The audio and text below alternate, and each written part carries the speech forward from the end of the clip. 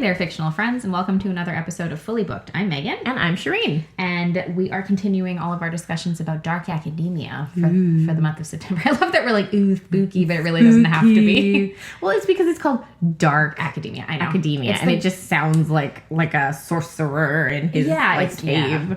I think it's because also, like, and we did talk about this last week, but, like, it really does have... like gothic vibes to it. So there's there's always that little spooky-ooky element to it. And it's true. You hit that back to school season and like early fall where it starts getting a little bit cooler and like the leaves slowly start to change and you get into that mood of like, oh, something in like a creepy old school. Yeah, but it's because it's also back to school time. So you're like, well, it's back to school. I guess I gotta go back to school. I love that we're in our 30s and we're still like, it's back to school season. I know. It's like, I'm still gonna go buy school supplies and go back to school. I need to still do that. And you're like, wait, what? What? I haven't been in school in a very long time. Anyway, so so when we were talking about dark academia and we were talking about kind of what we wanted to chat through during the month, one thing that we picked up on pretty early on was that there are not really very many book to film or TV show adaptations of dark academia, novels or series of novels, whatever the case might be.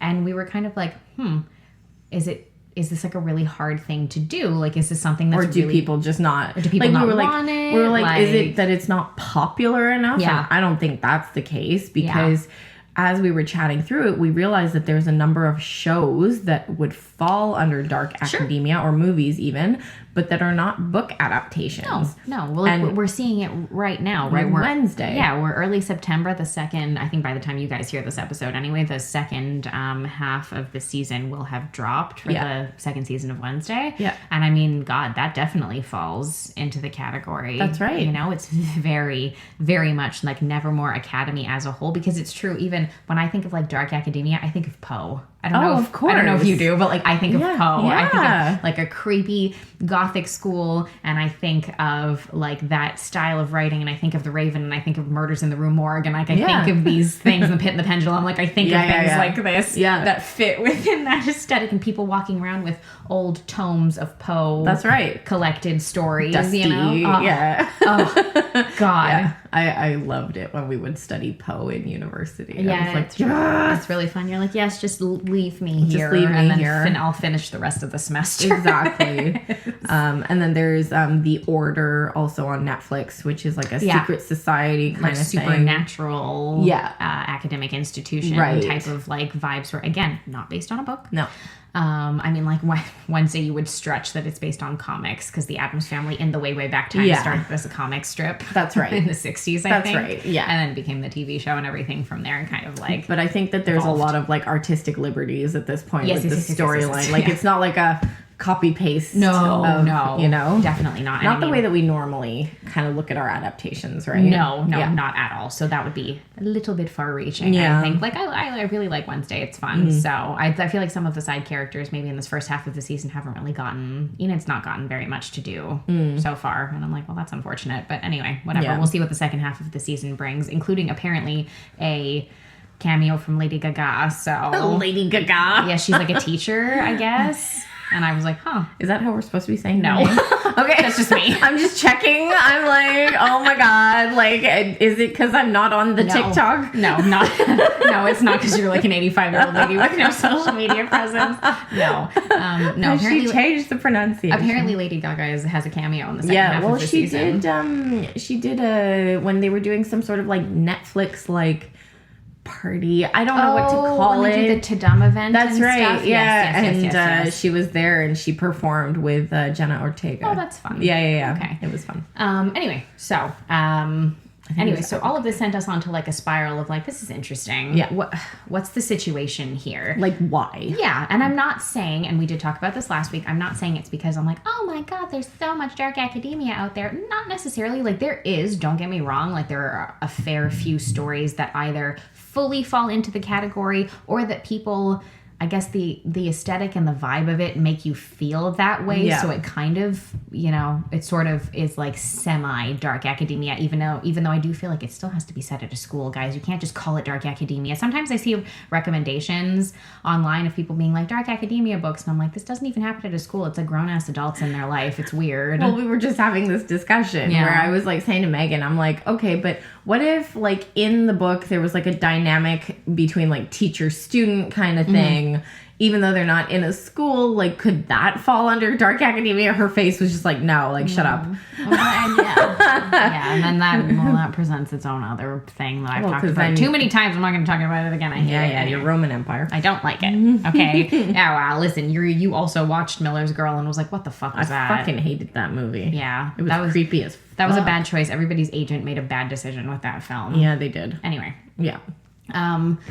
Yeah, so anyway, this kind of sent us, I guess, into like, I guess, our own opinions and feelings about things to a degree. But I think that there are maybe multiple reasons. And like, I don't know, like a lot of this is sort of like in our own opinion, in like observations. But there are kind of like multiple different things to do with like the themes and the aesthetic and things like that, where in the world now might be like a little bit difficult to adapt things like this. Now I know I talked about this previously, but I know that the main criticism that dark academia receives has to do with like the Eurocentricity sort of like elitist kind of vibe that it can give off. Yeah, because it's always a prestigious school. Correct, yeah. And like your main character is usually only there because they're like an exceptional student or whatever, and they're there on a scholarship and everybody hates them. Yeah, so it doesn't allow for a lot of room in terms of like diversity, yes, in the way that we think about it a lot of the time. But even like social class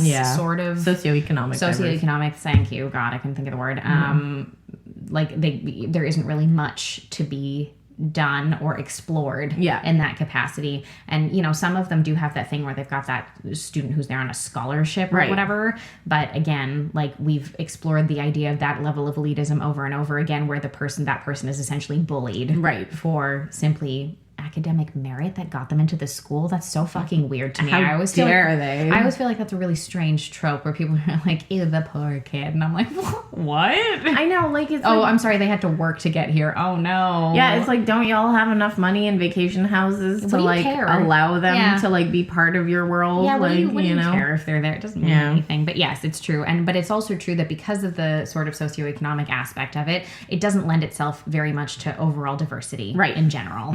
Right. And a lot of these things will be, set like in the UK, for instance, because of obviously all of the very long-standing, very sort of beautiful academic institutions that exist there that are very famous, that have existed there for a very long time. Right.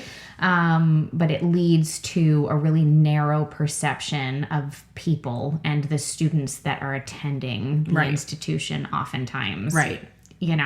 And sometimes I can see to a degree how it also doesn't lend itself super well to relatability of characters, which could be, especially in an adaptation, like in a book, you can give more internal feelings to do with the characters. In an adaptation, that could be potentially really difficult to achieve. So you're just like, these are just a bunch of pretentious pricks. Like, I don't want to watch this. Well, this is it, right? Like so in a book, and, we were talking about like secret societies. Yeah. And I was thinking about this after the fact. Like a lot of this is around like the character interactions and like the backgrounds of each character that brought them to this point. Yeah. Which is a lot easier to explore in a book, because like you could even take like a couple of pages and just kind of do a bit of like an information dump about this character. Or you could weave it into their like, the way they speak or their internal monologues or like that kind of thing, which you can't do in a show because most of the time you are already trying to use all your screen time just for like, covering the story itself. Yes, yeah. Never mind like delving into each character. So most of the time they all turn out to be just like pretentious douchebags. Pretentious shitheads. Yeah, that's the thing. And then there's no relatability, and then people don't want to watch that particularly, right? Which is difficult. Actually, I did come across something that I thought was kind of interesting too, that some people have brought up, which is the idea of balancing the difficulty, I should say, in balancing the like realistic aspect of these people being in school studying, all of the difficulty that comes along with that, along with like the romanticization that happens in these books of like academic life. Right. which is, you know, probably a difficult one, because it's true that there's oftentimes this genre sort of portrays things as this like, oh, look at this like beautiful campus and this like learned institution and things like that, and like, oh my goodness, and all of these goings on that are like sinister and like, you know, below the surface level and stuff like that, which makes sense, but it also kind of, it sloughs off the idea of a realistic school experience to an extent, and like the idea that like you got to work hard if you're here and you don't have a lot of time for other things, right? But also it's adding like an aspect of danger to your school like experience, which like you shouldn't be looking for that when you're at school. It's kind of like the opposite to what you would expect. Like if you send your child away to a school, and of course a prestigious one, you wouldn't expect there to be like you know, the creature from the Black Lagoon like gonna come out and eat them. No, it's true. And you know? And like when people are going off to schools, because oftentimes particularly when these stories are set at either like a boarding school of some sort, or I call it like a collegiate or university level institution, they are obviously they're creating more isolation, because oftentimes the younger people who are the characters are like perhaps away from home for the first time, and so don't necessarily have the same level of guidance that they would normally have, and that in and of itself means that's it. They come into contact with these more like these darker and more sinister aspects of either the institution or whatever the hell happens to be going on there in the first place. And I don't really think that we should be encouraging younger people going off to school to be like, look for something really fucked up that's going on when you're there. Poking around for the weird shit, you know? You know what I mean? Like, but it also goes back to your earlier point, like if you take the danger away from it of like, hey, you're supposed to be doing school stuff. Yeah, that's it. You know? And again, it's like a romanticization of things, and you're like, right, but maybe we should also make it slightly realistic that like these kids have homework, quite a bit of it, in fact. There's a lot to do. I mean, that's like normally the criticism that like any TV show that comes along where it's like a bunch of teenagers in high school, like you never actually see them do any You barely schoolwork. ever see them doing actual And I'm schoolwork. like, my God, I was always doing homework. Like always. But, you know, I think for me anyway, I think one of the bigger struggles that they would have in adapting is that a lot of these series have like a bazillion books in them too. It's true. A lot of them have, I mean, at least multiple entries there. Yeah. And so like, I think there's sometimes just too much story to cover. Yeah. Like you could argue that something like Shadow and Bone is dark academia because she goes to school to learn how to like hone her powers and stuff, you know? But they had to like they had to kind of smush like, you know, the 3 books plus 2 other books from another series into 2 seasons is what they did kind of. So I think that like there's this challenge that a lot of you know, I don't know what to call them, I guess movie companies, production companies are having now. Is that like everybody wants everything super fast. And they want it super accurate. They want it super accurate. They want the casting to be accurate. They want the story to be like scene for scene the same. And if you did that, then they wouldn't be happy with it. No. Because of exactly what we just said, like the character development and whatnot. Like you can't do that. You can't do it, so it wouldn't be there. So it wouldn't be there, so they wouldn't be satisfied. And then also, it would just become this cookie cutter thing as well of like, oh, a bunch of white kids at this like very famous academic institution getting into trouble. Like, okay. Yeah, we get it. All right. Like, we were kids in the 90s and early 2000s. We watched like the Skulls and stuff. Like we kind of did those things. We saw that stuff at that time, and that's the content that was being produced. We've been there, we've done that. It would be very boring to just start doing that again. Yeah. And I don't think anybody would like it or watch it particularly. It would just be shitty. And like we were saying in our earlier episode, in our episode about the Nicholas Sparks movies the other week. Yeah. These movies used to make a lot more money at the box office. True. And they just don't anymore. No. And it's because of streaming services and whatnot. And like the streaming services we've seen, they like bring out a show, and if it doesn't get like a bajillion views within the first week, they cancel 48 hours to cancel it. Or they do this thing where they cancel stuff even though like a lot of people are like, hey, I thought this was super popular. Yeah, it's very strange sometimes how the like sort of like negotiations about this works. Netflix keeps coming under fire regularly for canceling shows that seem to have done incredibly well. There's like what did I watch over the summer? There was a newer like family crime drama called The Waterfront. Oh, yes. Yes, I heard about it. I started watching it. Yeah. So I wound up watching the whole season. My mom's been, like, recovering from a surgery, and I wound up watching the whole first season with her. It was that's it. It was quite good. It was engaging. It kept you going. The cast was very good. It's been canceled after one season, and it sat at, like, the top spot on the TV shows for a while. It did. It was very popular. You're like, what does it take? I don't understand sometimes the choices that are made. I know. It's weird. Like, I think Ginny and Georgia just got renewed for a new season, which I'm really happy about because I think they do such a good job of exploring mental health issues in teenagers. But yeah, like, so like all that to say, like, if you pick something like, let's say the Zodiac Academy that has, I don't know, I want to say 20 something books in the series. I think it's somewhere in the 20-ish range, if I'm not mistaken. I have not delved into them yet. No, I know there's also like a specific reading order and there's like a way to go about doing it. But I'm like, I don't have the bandwidth right now. People love it. Yes. But all that to say, like, if they decided to adapt something like that, think about it. They have a fan base who wants an accurate representation, which is impossible. They have huge production costs because they have to build the world, the costumes, the sets, like all everything that. Everything to do with the ones that delve into like the fantasy special effects, like all that. Yeah. And then you've got like the pressure of either you're not making enough money, like if it's a movie at the box office, or as a streaming service, they have some algorithm that decides whether or not they get renewed. I don't remember. It has to do with like viewership and stuff. Yeah. As far as like return on investment, basically. But no, I don't know. I feel like this is why we're getting so many remakes and just sequels to older stuff because they don't want to take the gamble anymore. No, they don't. They're like, hey, this thing was really popular. Let's just unearth all the actors who were in it and for the nostalgia factor and we'll reboot it. And that's all they keep doing. Absolutely. I think I saw somewhere that they're rebooting The Parent Trap.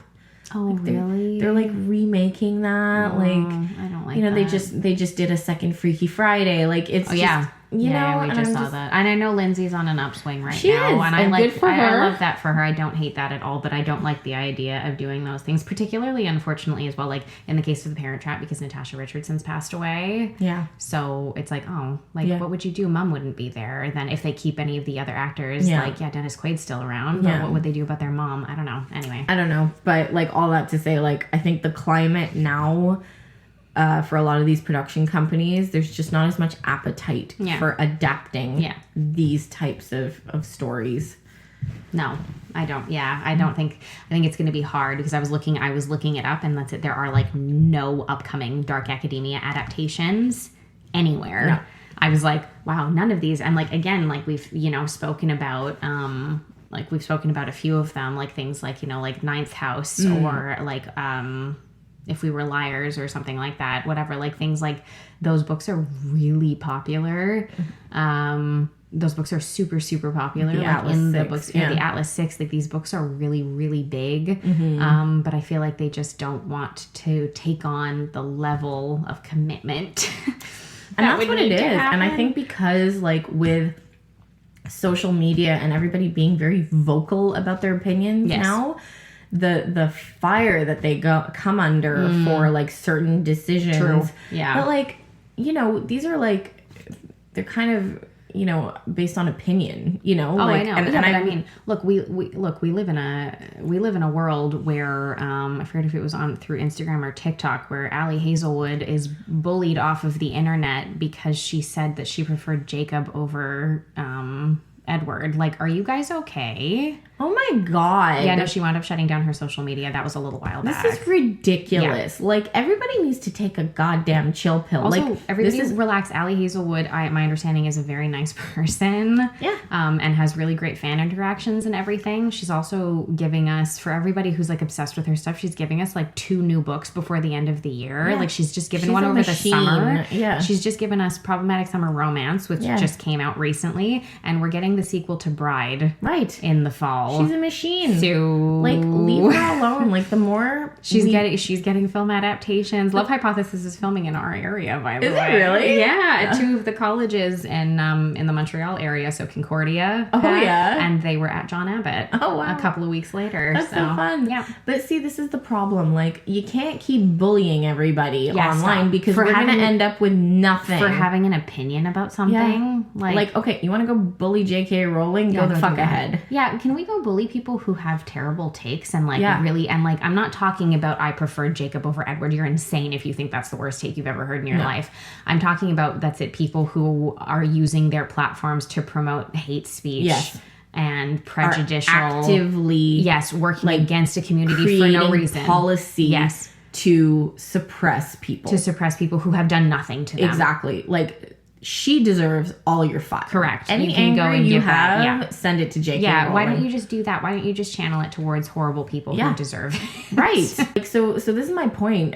You know, when they wanted to make an adaptation of ACOTAR, they just tabled it and then they like hung up their hands. They're never going to do it because the fans are nuts. I'm also of the opinion at this point when it comes to a lot of the big fantasy ones. Yeah. ACOTAR. I know that Assistant to the Villain also has a TV show in the works and stuff like that. If you could just make them animated series. They could I'm totally really on do that. I don't know what it that. is. I'm really on that, like, of that opinion that like the budget would be smaller so you could work with it and you could make an adult animation for it, and I truly feel that a lot of the elements would come together better. I agree. I mean, you try to make a live action version, really I don't know. excellent. Like, and you could do that for a lot of this dark academia that we're talking about. You know, there's been some really excellent animated series in the last few years. Yeah. Do you know who would do like a style that would do really well with dark academia? Would be anime, just in general. Oh, definitely. Would be very well suited But I to think that like there's been a lot of. I think there's a lot of that in the anime. I think they do have, or that fit that vibe. Yeah. Oftentimes, because I think like in Asia, like in a lot of schools and stuff like that, they do wear uniforms automatically as well. So that's like a thing that you see regularly. Well, that's like in England, in Europe, they mostly wear uniforms at every school. Which again is why you see this kind of thing in these places very often, is because of that. Yeah. So I don't know. I don't know. It's going to be interesting to see like how much more dark academia we get, like story-wise in the near future. But really, if we do start to see any more of them, or any of them, I should even say, be adapted at all in the first place. Like if we're really gonna get any of those, and like what they're gonna take the plunge with, how they're going to do it, and if they're going to do that thing that they do where something's tapped for like a TV show or whatever, and they take so long to adapt it that people don't really care about it anymore by the time it comes out. I don't know, because that happens a lot. That happens a lot too. Yeah, like it's not popular anymore, so we're done. Yeah, that's it, exactly. So people are like, oh, I guess so. But or like, this book was popular like 7 years ago. You know what I mean? Like, or it's come out that the author is a shithead in the well, we're going to keep talking about some stuff to do with this for the rest of the month to an extent, and like some stuff that maybe could be a good fit, you know, if that ever kind of does happen. But anyway, in the meantime, obviously check out everything we have going on over on the website at fullybooked.ca. You can follow us on all of our social media, Instagram, TikTok, Threads, Blue Sky. Just search for Fully Booked CA and you'll find us there. But until next week, guys, keep on reading. Thanks, everyone.